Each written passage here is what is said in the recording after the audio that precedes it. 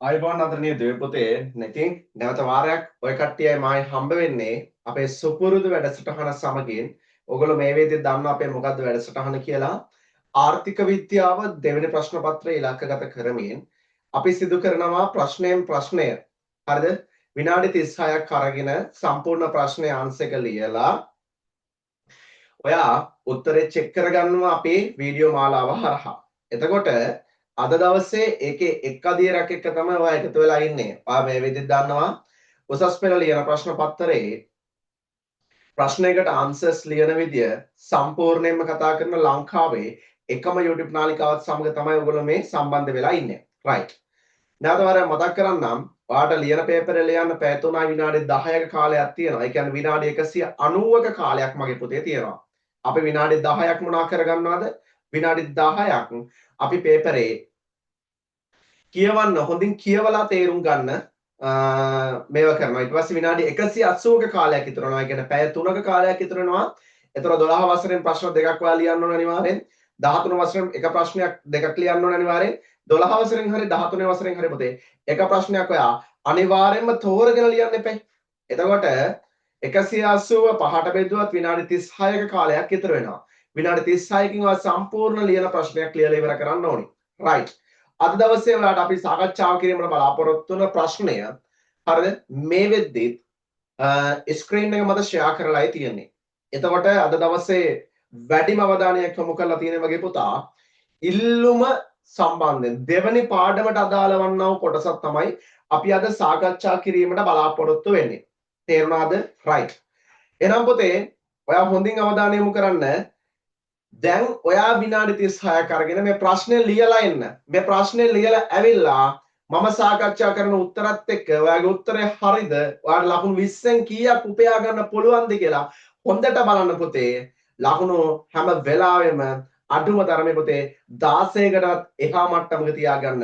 අඩුම තරමේ එක ප්‍රශ්නයකට අපි 16 ගානේ ගත්තොත් ආර්ථික විද්‍යාව හරිය ලේසි.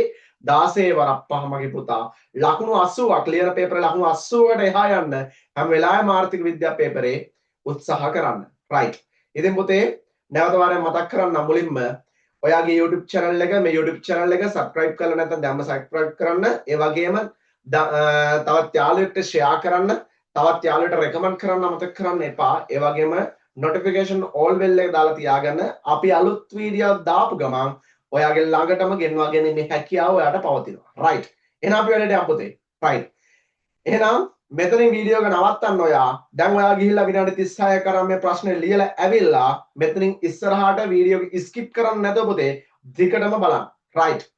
පළවෙනි ප්‍රශ්නේ දින පුතේ QD සමානයි 600 ඍණ 10 p යනු භාණ්ඩ වෙළඳපොළෙහි අලෙවි වන භාණ්ඩයේ ඉල්ලුම් වක්‍රයක් නිරූපණය කරන ඉල්ලුම් සමීකරණය දීලා තියෙනවා. මේ ඉල්ලුම් සමීකරණයට අදාළ මගේ පුතේ පළවෙනි ප්‍රශ්නය අහනවා ඉහත සමීකරණ අදාළ ඉල්ලුම් වක්‍රය නිර්මාණය කරන්න කියලා තියෙනවා. මොන වක්‍රය නිර්මාණය කරන්න කියලා තියෙන්නේ? ඉල්ලුම් වක්‍රය නිර්මාණය කරන්න දැන් ඔයාලට කියලා තියෙනවා. right. ඉල්ලුම් වක්‍රයට අදාළ කොටස මම මේ වෙද්දී රූප සටහන ඇඳලා තියෙන බෝඩ් එකේ. right. අපි යන් එහෙනම් ප්‍රශ්නෙට සම්පූර්ණ ප්‍රශ්නෙට දැන් යන්. හරි. right. වෙන පුතේ දැන් මගේ පුතාට පැහැදිලිව පේන්න තියෙනවා. හරිද? ඉල්ලුම් සමීකරණය තියෙනවා QD සමානයි A ඍණ BP.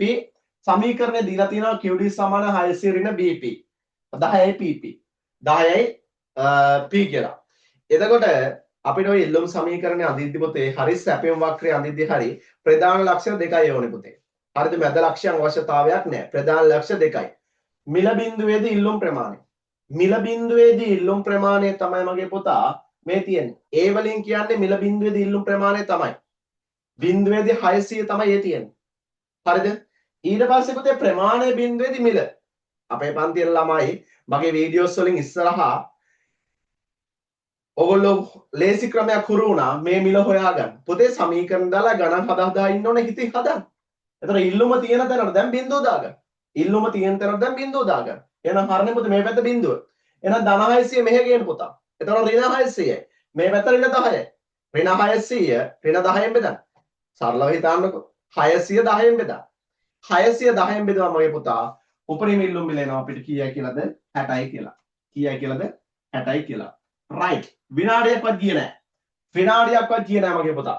විනාඩියක්වත් යන්නේ නැතුව අපි පළවෙනි ප්‍රශ්නෙට ආන්සර් එක ගත්තා. එළොම් වක්‍ර නිර්මාණය කරන්න කියලා තියෙන්නේ එළොම් වක්‍ර නිර්මාණය කරගත්තා පුතේ. right දෙවෙනි ප්‍රශ්නය අහනවා මෙම භාණ්ඩයක වෙළඳපොළ මිල 40 දී නම්‍යතාවය ගණනය කරන්න. වෙළඳපොළ නම්‍යතාවය කීයද ගණනය කරන්න කියන්නේ? මිල 40 දී පුතේ. වෙළඳපොළේ මිල 40 දී නම්‍යතාවය ගණනය කරන්න ඕන. කොහොමද ගණනය කරන්නේ? සමීකරණයන්නේ දීලා තින්නේ. සමීකරණයකෝයි මිලයි දීලා තියෙන්නේ. එතකොට පුතේ අපි සමීකරණයක් භාවිත කරන සූත්‍රය ගන්න. එතකොට ලේසි පුතේ. නම්‍යතාවය ගණනය කරද්දී විවිධ ආකාරයට ඔයගොල්ලන්ට උගන්වලා ඇති ඉස්කෝලේ උගන්වලා ඇති ප්‍රතිශතාත්මක සූත්‍රයක් ඩෙල්ටා QD බෙදීම ඩෙල්ටා P කියලා. ඒ සූත්‍රයෙන්ම හැදෙන සූත්‍රයක් තියෙනවා පුතේ.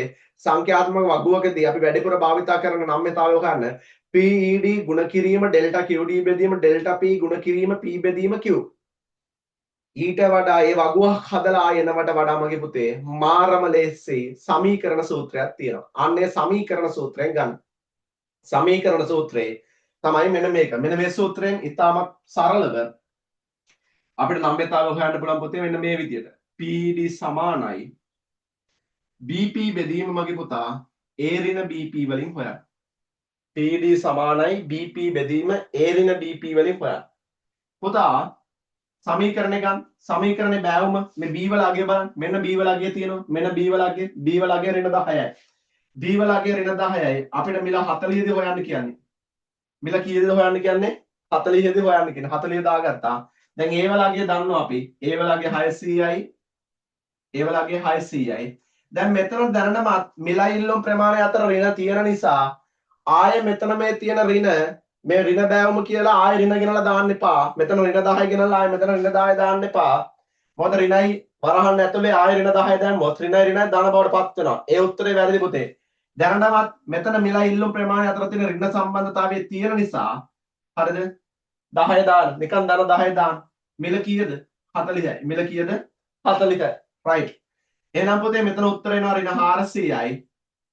ඍණ 400යි. 600යි. 600න් 400ක් අඩු කරන්න ඕනේ. එතකොට ඍණ 400යි. ඍණ 400 600න් 400 කියන් පුතේ 200යි. කීයද? 200යි. මේ බිඳුවට මේ බිඳුව කපලා අයින් කරන්න. ඍණ 4 බෙදීම ඍණ 2යි කියලා කියන මගේ පුතේ නම්‍යතාවය ඍණ 2යි. මිල ඉල්ලුම් නම්‍යතාවය අගේ කීයද? ඍණ 2යි. එතකොට මිල ඉල්ලුම් නම්‍යතාවය මිල 40 දී ඍණ 2යි කියලා කියන්නේ මොන අවස්ථාවද? මොකක්ද අවස්ථාව? අවස්ථාව පුතේ බිඳුවට වඩා වැඩි එකට වඩා අඩු වෙන අපි කියන අනම්‍යයි. එකයි නම් ඒ කියන නම්‍යයි කියලා කියනවා. එකට වඩා වැඩි අනන්තයට වඩා අඩු වෙනවා. අපි කියනවා මගේ පුතේ මොනවා කියලාද? නම්‍යයි කියලා. එතකොට මේ තියෙන්නේ නම්‍ය අවස්ථාව. මොන අවස්ථාවද මේ තියෙන්නේ? නම්‍ය අවස්ථාව. මොකද අවස්ථාව පුතේ? නම්‍ය අවස්ථාවක් තියෙන්නේ. හරිනේ? මේ වෙද්දී ප්‍රශ්නේ මේ පළවෙනි ප්‍රශ්නේ කොටස් හතරක් තියෙනවා. අයන්න, ආයන්න, ඇයන්න, ඊයන්න කියලා. එතකොට ලකුණු 4 2කින් බෙදුවා 8 2කින් බෙදුවාම ලකුණු එකකට දෙක ගාන එනවා. හරිද? 8 4ෙන් බෙදුවාම ප්‍රශ්න 4යිනේ. එතකොට ලකුණු දෙක ගානේ හම්බෙන්නේ. මේ විදිහට ලකුණු කීයක් උපයාගෙන ඉවරද? ලකුණු 20න් ඔයා 4ක් ඉතාමත් පහසුවෙන් ලබා ගත්තා පුතේ. right. ඊළඟ ප්‍රශ්නේ මොකක්ද අපෙන් අහන්නේ? ඉහත සමීකරණයේ QD සමාන 800 ඍණ 10යි P ලෙස වෙනස් වූයේ නම් ඒ සඳහා බලපෑ හැකි සාධක සඳහන් කරන්න කියලා තියෙනවා. සාධක සඳහන් කරන්න කියලා තියෙනවා. right. මේ බලන්න. මෙන් බලන්න. වෙන වැඩේ මොකද්ද කියලා.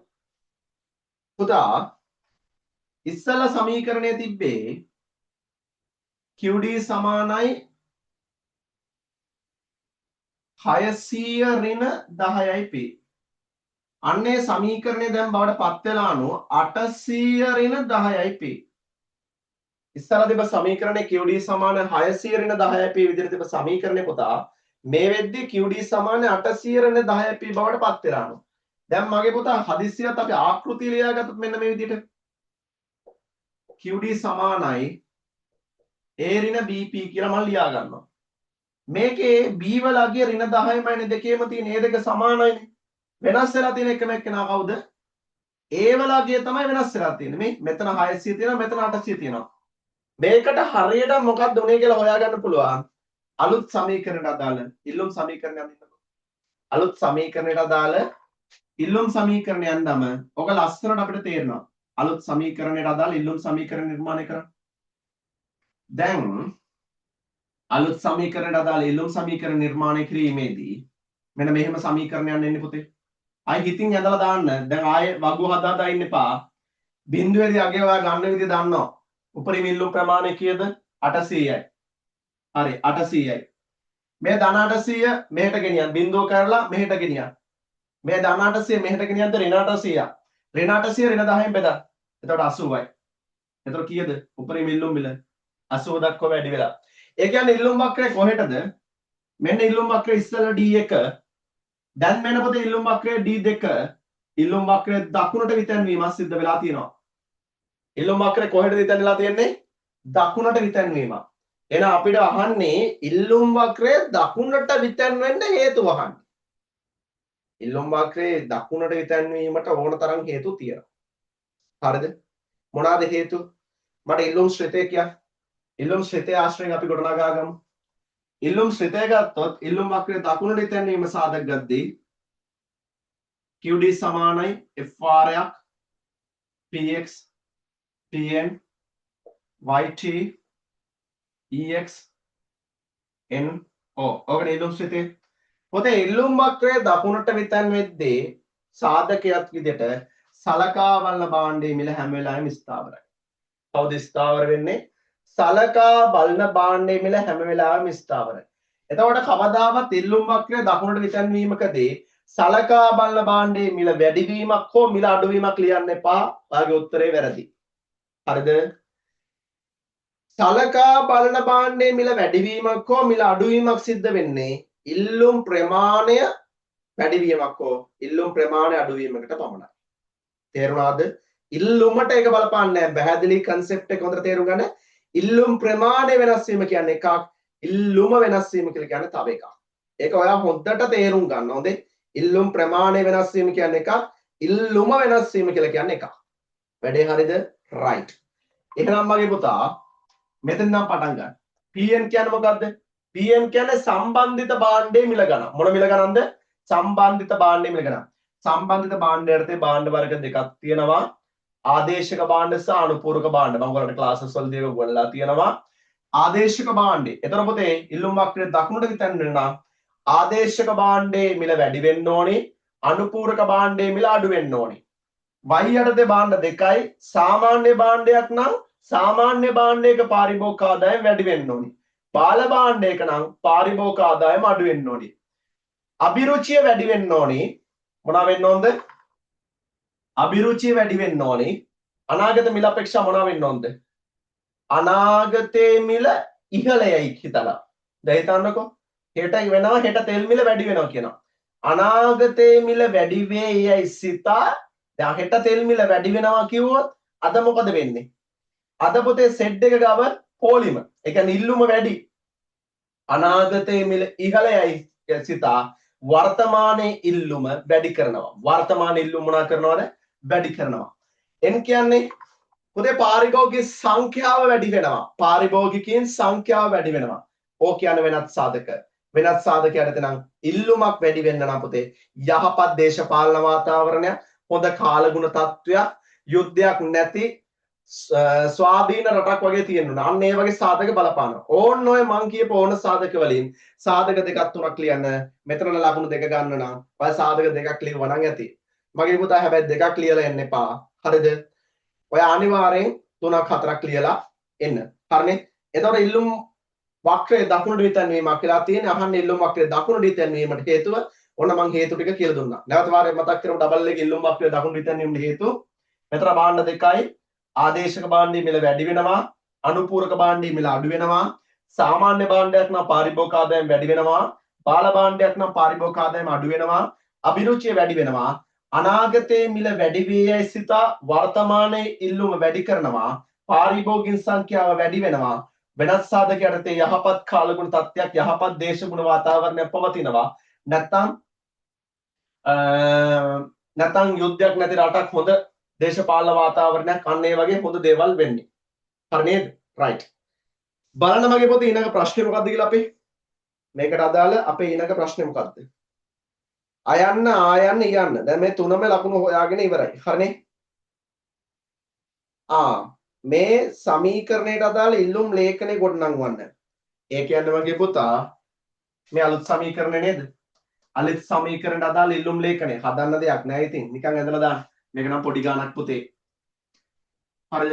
අමාරු ගාණක් නම් නෙවෙයි. පොඩි ගාණක් තමයි දීලා තියෙන්නේ. P සමානයි QD. මෙන්න බලන්න. මිල බිඳුවේදී ඔයා දන්නවා ඉල්ලුම කීයද? 800යි මෙතේ. මිල පැත්තෙන් බිඳුව ප්‍රමාණය පැත්තෙන් 800යි. ප්‍රමාණය පැත්තෙන් බලන්න පුතා. ප්‍රමාණය පැත්තෙන් බිඳුවයි. එතනදි මිල කීයද? 80යි. 80යි. right. ඉතාමත් කෙටිම වෙලාවක් තුළ ඔයා ලකුණු 8ක් මේ විදිහට උපයා ගත්තා. ලකුණු කීයක් උපයා ගත්තද? ලකුණු 8ක් ඔයා උපයා ගත්තා. මොකද හරි සරලව වැඩේ කරා ඔයා. හරි නේද? right. එතන පළවෙනි ප්‍රශ්නේ අපි මෙතනින් ඉවර වෙනවා. අපි දෙවෙනි ප්‍රශ්නට යමු. දෙවෙනි ප්‍රශ්නට යමු. මොකද්ද දෙවෙනි ප්‍රශ්නේ කියන්නේ? නම්ම්‍ය ඉල්ලුමකදී නම්ම්‍ය ඉල්ලුමකදී සහ අනම්ම්‍ය ඉල්ලුමකදී මිල ඉහළ යන විට පාරිභෝගික පැහැදම හැසිරෙන ආකාරය රූප සටහනක් මගින් පැහැදිලි කරන්න. නම්ම්‍ය ඉල්ලුමකදී සහ අනම්ම්‍ය ඉල්ලුමකදී මිල ඉහළ යන විට මිල ඉහළ යද්දී පාරිභෝගික පැහැදම හැසිරෙන ආකාරය දක්වන්න කියලා තියෙන පුතේ. හරි. අපි රූප සටහනක් අඳින්නත් ඕනේ. මේකට බලමු ගණන් දෙකක් හදාගන්න. අපි ලේඛනයක් හදාගෙන වැඩේට බහිමු.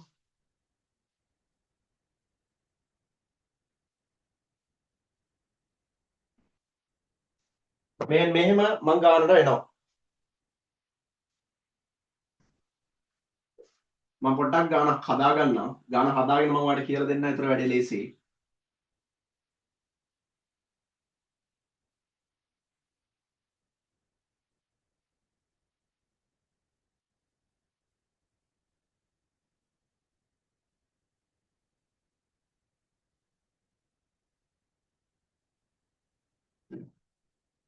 හරි.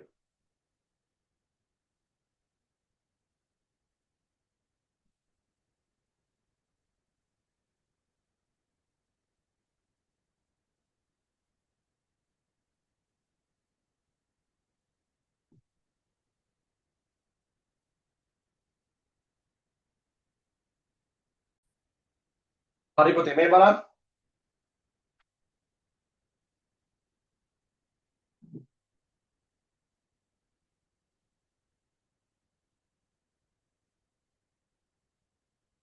හරි.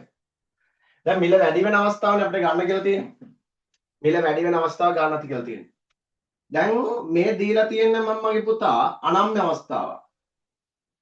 මම මේ දීලා තියෙන මොන අවස්ථාවක්ද? අනම්‍ය අවස්ථාවක්. මේ දීලා තියෙන මම නම්‍ය අවස්ථාවක්. දැන් මේ අනම්‍යද නම්‍යද කියලා ඔයා කොහොමද හරියටම හොයාගන්නේ? අනම්‍ය කියලා කියන්නේ පුතේ යම්කිසි නිශ්චිත කාල පරිච්ඡේදයක සලකා බල බාන්නේ මිල හැර අනිකුත් සියලුම සාධකයන් ස්ථාවරව පවතින විට. හරිද? සලකා බල බාන්නේ මිල වෙනස් වෙන ප්‍රතිශතයට වඩා අඩු ප්‍රතිශතයකින් නම් ඉල්ලුම වෙනස් වෙන්නේ. අන්න ඒකට කියනවා අපි අනම්‍ය කියලා. අනම්‍ය කියලා කියන්නේ මිල වෙනස් වෙන ප්‍රතිශතයට වඩා මොන ප්‍රතිශතයට වඩාද? මිල වෙනස් වෙන ප්‍රතිශතයට වඩා අඩු ප්‍රමාණයකින් ඉල්ලුම වෙනස් වෙන තත්ත්වය. නම්‍ය අවස්ථාව කියලා කියන පොතේ මිල වෙනස් වෙන ප්‍රතිශතයට වඩා වැඩි ප්‍රතිශතයකින් ඉල්ලුම වෙනස් වෙනවා නම් අපි ඒකට කියනවා නම්‍ය අවස්ථාව කියලා. එහෙනම් මේක අවස්ථාව අඳුරගන්න. බලන්න මිල වෙනස් වීම පොතේ මේක ප්‍රතිශතයක් හොයලා මිල වෙනස් වීම ප්‍රතිශතය හොයමු. ප්‍රතිශතය හොයන්නේ පටන් ගන්නගේ යටට දාගන්න. පටන් ගන්න 10. කීයද පටන් ගන්නෙ? 10. දෙක අතර වෙනස ගන්න. මේ දෙන්න අතර වෙනසක් 10යි. ප්‍රතිශතයක් කරන 100ෙන් ගුණ කරා. එතකොට මේ බිඳුවට මේ බිඳුව කැපිලා ගියාම පුතේ මේ බා 100ට 100කින් නේද මිල වෙනස් වෙලා තියෙන්නේ. මිල වෙනස් වෙලා තියෙන්නේ කීයද? 100ට 100කින්. බලන්න ප්‍රමාණය වෙනස් වීම යගේ ප්‍රමාණය වෙනස් වීම හොයලා බලමු අපි. කොහොමද හොයන්නේ? ප්‍රමාණය වෙනස් වීම හොයන්නේ පටන් ගන්නාගේ 100 දෙක අතර වෙනසක් ගන්න ආර්ථික විද්‍යාවේ පසු අවස්ථාවෙන් පෙර අවස්ථාව අඩු කරන්නේ 75න් 100ක් අඩු කරාම ඍණ 25යි. ප්‍රතිශතයක් කරන්න 100ෙන් ගුණ කරා. මේ 100ට මේ 100 කැපෙනවා පුතේ. එතකොට ඍණ 25කින් අඩු වෙන්නේ. බලන්න ධනද ඍණද කියලා බලන්න අවශ්‍යතාවයක් නැහැ. මිල වෙනස් වුණා 100ට 100කින් ප්‍රමාණය වෙනස් වුණ ඊට වඩා අඩුයි. එන අවස්ථාව අනම්‍ය. ඕකේ අනිත් පැත්ත තමයි 9 අවස්ථාව. මිල වෙනස් වන ප්‍රතිශතයට වඩා වැඩි ප්‍රතිශතයකින් කවුරු වෙනස් වෙනවද? ඉල්ලුම. 110 ඉඳලා 15 දක්වා ප්‍රතිශතය හොයන විදිය බලන්න පුතේ. මෙයා වෙනස් වෙලා තියෙන්නේ 150කින්. කීයෙන් වෙනස් වෙන්නේ 150කින්. ඔයා ගාන හදලා බලන්න. පටන් ගන්නාගේ 8ට දාන්න දෙක අතර වෙනස උඩට දාලා ප්‍රතිශතයක් කරලා 100ෙන් ගුණ කරලා බලන්න. මෙයා බලන්න. මේ දෙන වෙනස. මේ දෙන වෙනස් වෙලා තියෙන්නේ පුතේ. මෙතන අගේ අපි වෙනස් කරගමු පොඩ්ඩක්. අගේ වෙනස් කරගන්න 100 කියලා. 400 තිබ්බේ ඍණ 300යි ප්‍රතිශතයක් කරන 100යි. 1යි 4යි. 1යි 4යි. 304න් බෙදුවම පුතේ ඍණ 75යි. හරිනේ. මිල වෙනස් වෙලා තියෙන්නේ 50කින් ප්‍රමාණය වෙනස් වෙලා කීයද පුතේ? 75කින්. වැඩේ හරිද? right. එහෙනම් මිල වැඩි වෙද්දී පාරිභෝගික පැහැදෙන්න මොකද වෙන්නේ කියලා අහන්නේ. හැබැයි රූප සටහනක් අඳින්න වෙනවා. මොකක්ද අඳින්න වෙන්නේ? රූප සටහනක් අපිට අඳින්න වෙනවා. රූප සටහන අඳින්න කලින් පාරිභෝගික පැහැදෙම හේවත් මුළු අයභාරය හොයලා ඉමුකෝ. පාරිභෝගික පැහැදෙම කියලා කියන්නේ කිසියම් භාණ්ඩයක් හෝ සේවාවක් සඳහා පාරිභෝගිකයා ගෙවීමට කැමැති මිල. ඒක පාරිභෝගිකයා පැත්තෙන් මගේ පුතා වියදමක්. ඒක නිෂ්පාදකයාගේ පැත්තෙන් අයභාරයක්. උදාහරණයක් ගත්තොත් මේ ටී-ෂර්ට් එකට මම මේ ටී-ෂර්ට් එකට කැමති වෙන නිසා තමයි මම මේ ටී-ෂර්ට් එක මිලදී ගත්තේ. මේ ටී-ෂර්ට් එකට මම රුපියල් 1000ක් ගෙවනවා නම් ඒක මට වියදමක්. ඒක මගේ කැමැත්තෙන් කරන්නේ. පාරිභෝගික පැහැදම.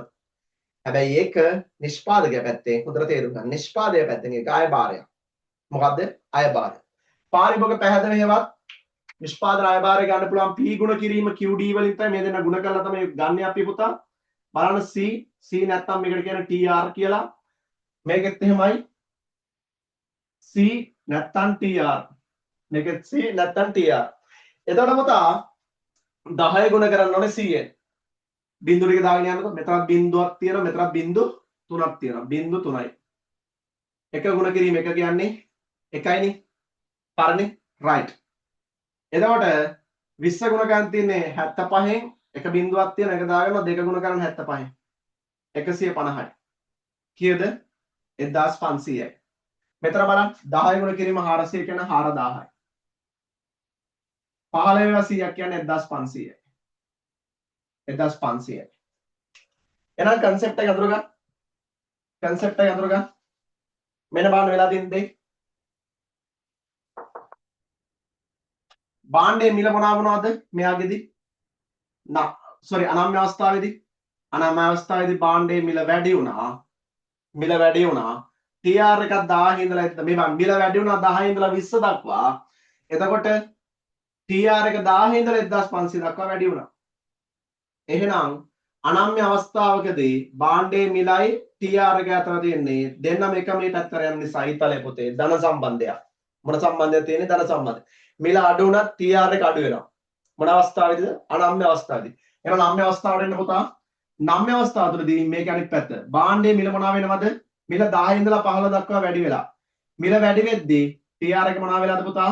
TR එක 4000 සිට 1500 දක්වා වැඩි වෙලා. මේ දෙක අතර තියෙන ඍණ සම්බන්ධයක්.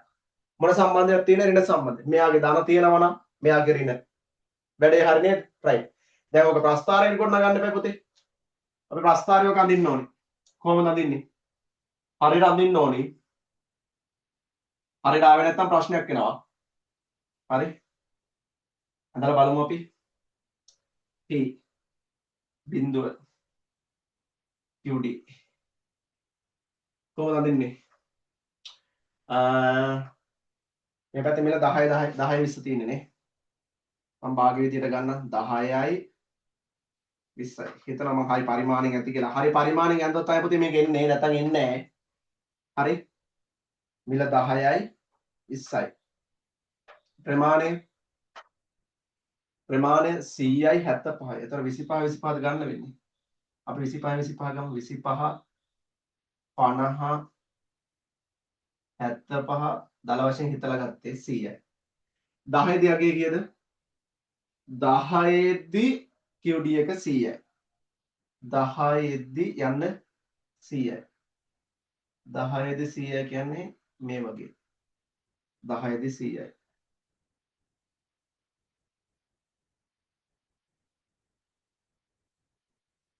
10 දී 100යි. ඔන්න එතනම ලකුණු කරා. හරි? ඊළඟ කොහොමද දෙන්නේ? 10 දී 100යි 20 දී 75යි. 75 කෙලින් උඩට ආවා. 20යි. හරිනේ රයිට්. දෙක අල්ලන්න පුතේ දෙක අල්ලලා යා කළා දාන්න. දෙක අල්ලලා යා කළා දාන්න. අපි ඇඳලා බලමු ලක්ෂණ ටික.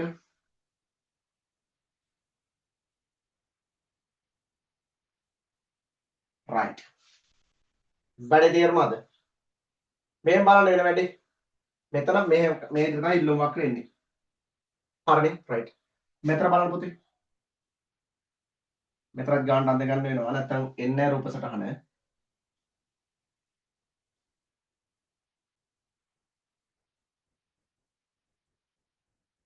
මිල 10යි 15යි 5න් 5ක් 5 10 15. හරි. ප්‍රමාණය 100යි 400යි නේ. 100 200 300 400.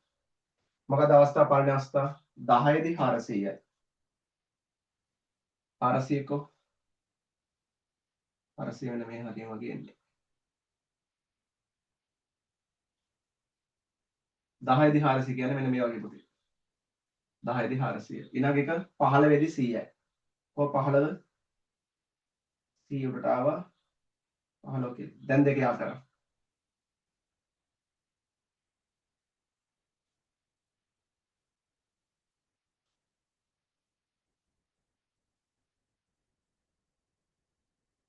ඔය විදිහට නිල්ලුම් වක්‍ර එන්නේ. හරිනේ. මේකේ බෑවුම වැඩි, මේකේ බෑවුම අඩුයි. හරිනේ. මේක නම්බේ වක්‍රයක් විදිහට පේනවා. මේක නම්බේ වක්‍රයක් විදිහට පේනවා. මෙල 15 දී 100යි 15 දී 100යි 10 දී 400යි.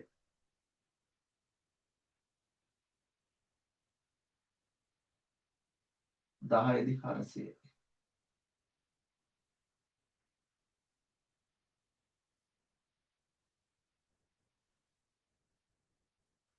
හරිනේ පුතා මේ බලන්න වෙන වැඩේ.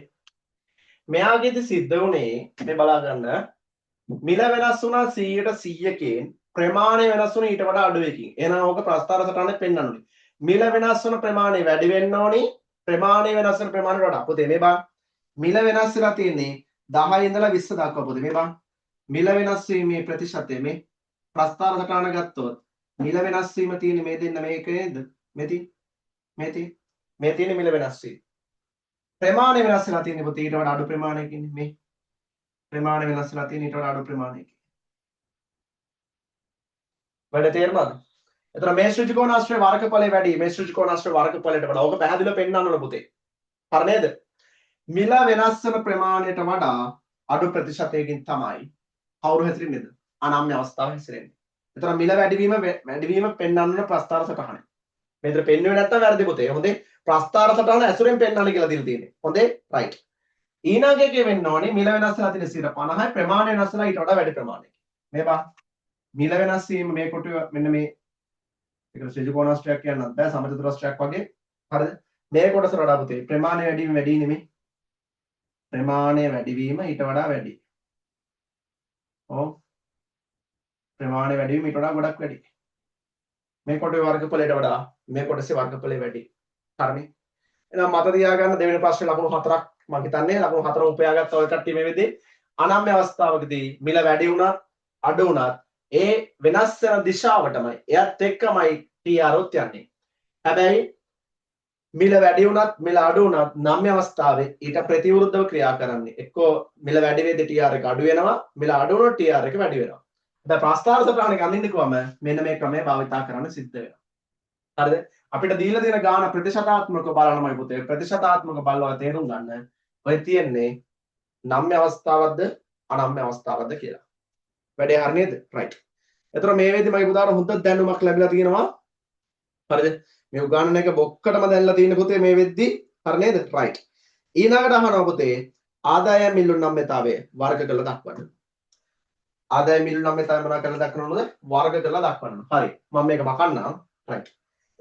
ආදායම් මිල්ලුම් නම්‍යතාවේ අපේ පන්තිය තුලදී අපි භාවිතා කරන අපිට ආවේනික ක්‍රමවේදයක් තියෙනවා. අපි අන්නේ chart එක ඇඳගමු. ඒ chart එකෙන් අපිට සියලුම දත්තර ටික තියෙනවා.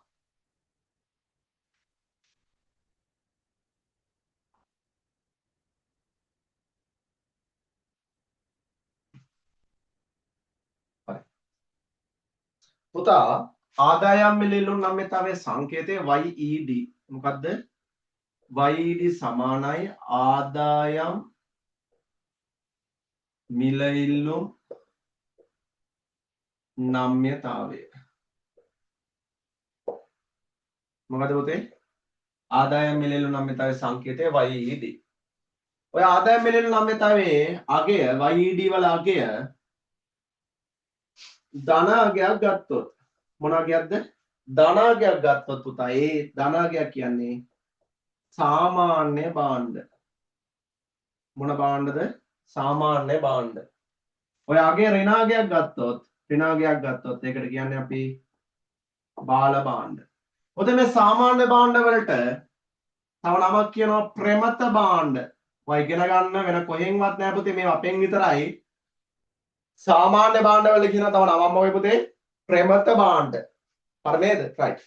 මේ YED වල අගය ධන වෙලා හරිද පුතේ? එකට වඩා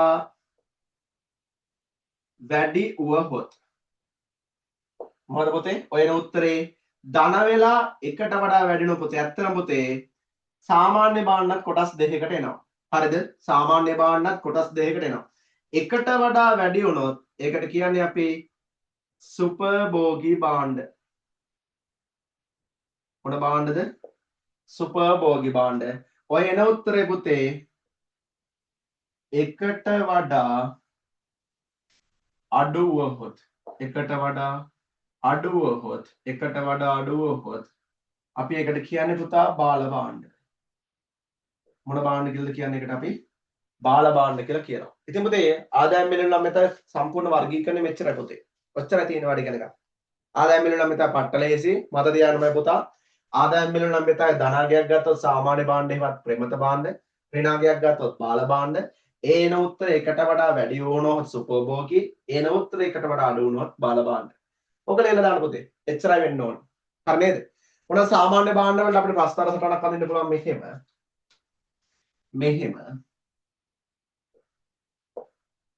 ආදායමනේ. ආදායම උඩට දාගන්න y මේ පැතර qd. සම්බන්ධ ධන නම් සැපයුම් වක්‍රයක් ආකාරයට ඇදලා දාන්න.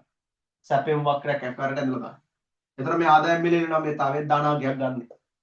හරිනේ? මේ ධනාගයක් ගන්න. මේකට පුතේ ඔය ගණිත පැත්ත. අටලව ගන්න එපා. උඩට දාන්න p නෙවෙයි. දැන් p නෙවෙයි. දැන් තියෙන y. හරි? මෙතන y මෙතන qd සම්බන්ධ ඍණ. එතන බාල. එතන භාණ්ඩය මොකද්ද? බාල භාණ්ඩයක් වෙන්නේ. හරි නේද? right. එතන මේ වෙද්දී ලකුණු කීයක් අපි උපයාගෙන ඉවරද? මම හිතන විදිහට ලකුණු 16ක් වගේ අපි මේ වෙද්දී අරගෙන ඉවරයි. හරි? ලකුණු 16කට මේ වෙද්දී සම්පූර්ණ කොටස හදලා ඉවරයි. right. අවසාන ප්‍රශ්නේ පුතේ. සමාන බෑවුමකින් පහළ බහින ඉල්ලුම් වක්‍රයක නම්‍යතාවයේ පිළිබඳව ඔබට කිනම් කියක් හැකිද? right. මේක අද ගන්න ඔයා. හරි? right. බෑවුම ස්ථාවර අගයක් ගන්න. බෑවුම එකම අගයක් ගන්න. හොඳයි? බෑවුම එකම අගයක් ගන්න. ඉල්ලුම් වක්‍රයක නම්‍යතාවයේ පිළිබඳව අපිට අහනවා මොකද්ද කියන්න පුළුවන් කියලා. එහෙම නේද අහන්නේ? කොහොමද? සමාන බෑවුමක සහිත පහළ බහින ඉල්ලුම් වක්‍රයක නම්‍යතාවය පුතේ. මේ බලන්න. ඉල්ලුම් සමීකරණය හොඳට ඉගෙන ගන්න පුතේ. අපි දන්න ඉල්ලුම් වක්‍රය අඳ ගන්නකො. දන්න ඉල්ලුම් වක්‍රය ඔය අඳ ගන්න. මෙහෙම දන්න ඉල්ලුම් වක්‍රය අඳගත්තම් පුතේ p සමානයි බිඳුව qd නේ. එතන මෙන්න ඉල්ලුම් වක්‍රය මම ඇඳා. ඔය ඉල්ලුම් වක්‍රය ආකෘතිය කියන්නේ මේ qd සමානයි a ඍණ bp ආකෘතියනේ. සමීකරණයනේ මේ තියෙන්නේ. මේකේ මගේ පුතා b වල අගය හැම වෙලාවෙම ස්ථාවරයි. හොඳට මතක තියාගන්න b වල අගය සෑම විට මොනවා වෙනවද? ස්ථාවරයි. අය අහන්න දෙයක් නැහැ. සාමාන්‍ය අපි අඳින ඉල්ලුම් වක්‍රයක b වල අගය සෑම විටම ස්ථාවරයි. හැබැයි මේ ඉල්ලුම් වක්‍රයේ නම්‍යතාවය තනින් තනට වෙනස් වෙනවා. නම්‍යතාවය මොනවා වෙනවද? තනින් තනට වෙනස් වෙනවා. මෙතන නම්‍යතාවය පුතේ pd සමානයි අනන්තයයි. ඒ කියන්නේ පූර්ණ නම්‍ය අවස්ථාව. මේකේ හරි මැද. මේ ප්‍රස්ථාරේ හරි මැද. එතන නම්‍යතාවයේ AED කියලා ගන්න අපි. AED සමානයි 1යි.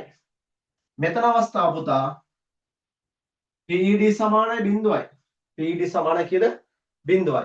මෙතන දෙන්න අතර පරතරය PED සමානයි 0ට වඩා වැඩි වෙන්න ඕනේ. 1ට වඩා අඩු වෙන්න ඕනේ.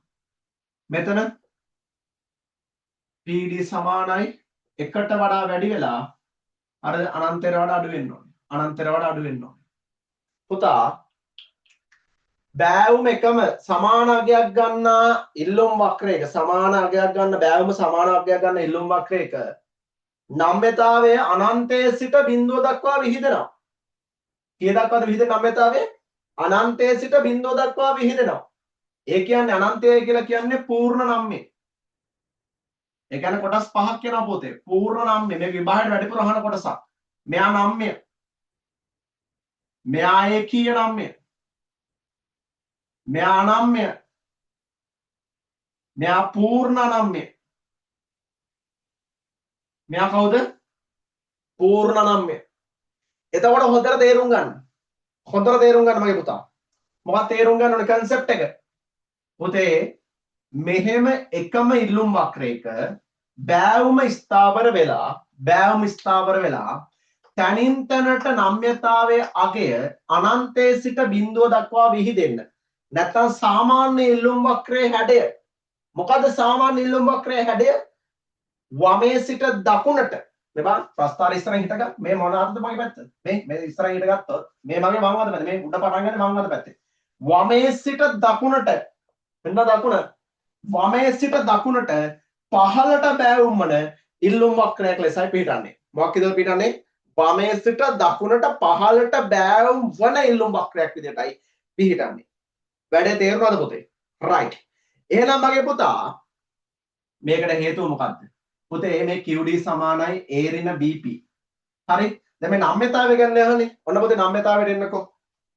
මෙන්න නම්‍යතාවය ගන්න කරන ප්‍රධාන සූත්‍රය ගන්නම්මා. මේකෙන් ගන්නද? ඒතර වඩ පැහැදිලි. නම්‍යතාවය ගන්න කරන ප්‍රධාන සූත්‍රය වෙන්නේ මේකනේ. ඩෙල්ටා QD බෙදීම ඩෙල්ටා P ගුණ කිරීම P බෙදීම Q නේ පුතා. P බෙදීම Q නේ. පුතේ මේ B කියලා කියන්නේ මට මේ සමීකරණය මෙහෙම ලිව්වොත් වැරදිද? PD සමානයි B ගුණ කිරීම P බෙදීම Q කියලා. මොකද මේ B හොයන සූත්‍රනේ. B සමානයි ඩෙල්ටා QD බෙදීම ඩෙල්ටා P නේ. අපි ඉස්සල්ලාම සමීකරණය හොයද්දී B හොයන්න කොහමද? ඩෙල්ටා QD බෙදීම ඩෙල්ටා P පාවිච්චි කරලානේ. ඒ කියන්නේ B. ඒ කියන්නේ B. වැඩේ හරියද? එහෙනම් මගේ පුතා හොඳට තේරුම් ගන්න. පුතේ මෙන්න මේ B. මෙන්න මේ B සෑම විටම ස්ථාවරයි. සෑම විටම ස්ථාවරයි. නමුත් මගේ පුතා මේ P බෙදීම Q කියන එකනා තනින් තනට වෙනස් වෙනවා. තනින් තනට වෙනස් වෙනවා. අන්න ඒක තමයි මගේ පුතේ නම්‍යතාවය අනන්තයේ සිට බිඳුව දක්වා වේදෙන හේතුව. දැන් මේ බලන්නකෝ. මෙතන මිල ගත්තොත් මෙතන 20 දාලා මෙතන 40 දාලා කොහොම ගමු? මේ බලන්නකෝ. A කියන නම්‍ය අවස්ථාවකදී මිල 20යි ප්‍රමාණය 100යි. හැබැයි පූර්ණ නම්‍ය අවස්ථාවේදී මිල 40යි ප්‍රමාණය පැත්තෙන් බැලුවොත් ප්‍රමාණය බිඳුව. දැක්කද? තනින් තනට මොතේ මේ මිල වැඩි වෙනවා. ප්‍රමාණය අඩු වෙනවා. ප්‍රමාණය මොනවා වෙනවද? ප්‍රමාණය අඩු වෙනවා. මිල බෑවුම ස්ථාවර වුණාට තනින් තනට P බෙදීම කිව් වෙනස් වෙනවනේ. අන්න ඒක තමයි පුතේ නම්‍යතාවය අනන්තයේ සිට බිඳුව දක්වා වේදෙන හේතුව. ඒ කියන්නේ එක සමාන බෑවුමක් සහිත ඉල්ලුම් වක්‍රයක නම්‍යතාවය අනන්තයේ සිට බිඳුව දක්වා වේදෙන. නැත්නම් නම්‍යතාවය කොටස් පහක් ගැනීමට හේතු පුතේ ඕන ඕකයි. ඔය උත්තර ලියන්න ඕනේ. මොකද නම්‍යතාවය ගණනය කරන සූත්‍රයේ එක කොටසක්නේ පුතේ මේ B කියලා කියන්නේ බෑවුම කියලා කියන්නේ එක කොටසක් විතරයි. තව කොටසක් තියෙනවා. කවුද? P බෙදන්න ඕනේ Q වලින්. ප්‍රමාණය බෙදන්න ඕනි. මිල බෙදන්න ඕනේ ප්‍රමාණය. වැඩේ හරිය නේද? right. එහෙනම් මගේ පුතේ අද දවසේ ප්‍රශ්න 5 මේ වෙද්දී සම්පූර්ණ ප්‍රශ්න 5ට ලකුණු 20ම අපි උපයාගෙන අවසන්. හොඳට බලන්න. මගේ අරිච්ච කොටස් හොඳට බලලා නැවත වාරයක් ඔය ආන්සර් එක හදාගන්න. right. එහෙනම් නැවත වාරයක් මතක් කරන්න. ඔයාගේ උසස් අධ්‍යාපන කටයුතු වලට අද දවසේ මේ කරපු නම්‍යතාවය පදනම් කරගත් දෙවෙනි පාඩමට අදාළ ගාන ඔයාගේ විශ්වවිද්‍යාල අධ්‍යාපන කටයුතු සහ උසස් පෙළ අධ්‍යාපන කටයුතු කියන මොකකට හරි වැදගත් වුණා නම් යටින් කමෙන්ට් බොක්ස් එක තියෙනවා. යාරින් කමෙන්ට් බොක්ස් එක තියෙනවා පුතේ අනිවාර්යෙන් කමෙන්ට් එකක් දාගෙන යන්න අමතක කරන්න එපා මොකද ඕගොල්ලෝ ලබා දෙන මොටිවේෂන් එක ඔයගොල්ලෝ දාන කමෙන්ට් එක තමයි අපේ රෙකමන්ඩ් එක වඩපත් වෙන්නේ නැත්නම් අපිට ඒක මොටිවේෂන් එකක් හරි නේද රයිට් එතකොට ආර්ථික විද්‍යාව සම්බන්ධයෙන් මොනවාම හරි ගැටලුකාරී තත්ත්වයක් තියෙනවා නම් අපේ පන්ති එන්න පුළුවන් නැත්නම් නැති වෙන්න පුළුවන් අපේ ඔන්ලයින් පන්ති සමග සම්බන්ධ වෙන්න කැමැත්තක් දක්වනවා නම් ඉන්ඩිවිජුවල් ක්ලාසස් සෝ ගෲප් ක්ලාසස් ඔන්ලයින් හරහා යනවා පුතේ ඔයාලට ෆිසිකල් ක්ලාසස් යන මුදලටම ඉතාමත් අඩු මුදලකට ලංකාවේ දැරිය හැකි මිලකට යන්න පුළුවන් ඕගොල්ලෝ මෙන්න මේ නම්බරේට WhatsApp මැසේජ් එකක් දාලා පණිවිඩය ඉල්ල ගන්න ආර්ථික විද්‍යාව සම්බන්ධයෙන් මොකක්ම හරි තොරතුරක් දැනගන්න අවශ්‍යතාවයක් තියෙනවා නම් ප්‍රශ්නයක් තියෙනවා නම් මෙන්න මේ නම්බරේට මැසේජ් එකක් දාන්න. එතකොට අපේ පන්ති සම්බන්ධ කිරීම සමග ඔය කට්ටියට අපේ විස්තර දැනගැනීමේ හැකියාව පවතිනවා. වැඩ තේරුණාද? රයිට්. එහෙනම් පුතේ නැවත වරක් කියන්නම්. channel එක subscribe කරන්න අමතක කරන්න එපා. යාළුවෙට recommend කරන්න, share කරන්න. හරිද? notification bell එක අනිවාර්යෙන් all දාලා තියාගන්න. අපි අලුත් වීඩියෝ එකකින් හමු වෙන තුරින් ඔය කට්ටියට ජය වේවා.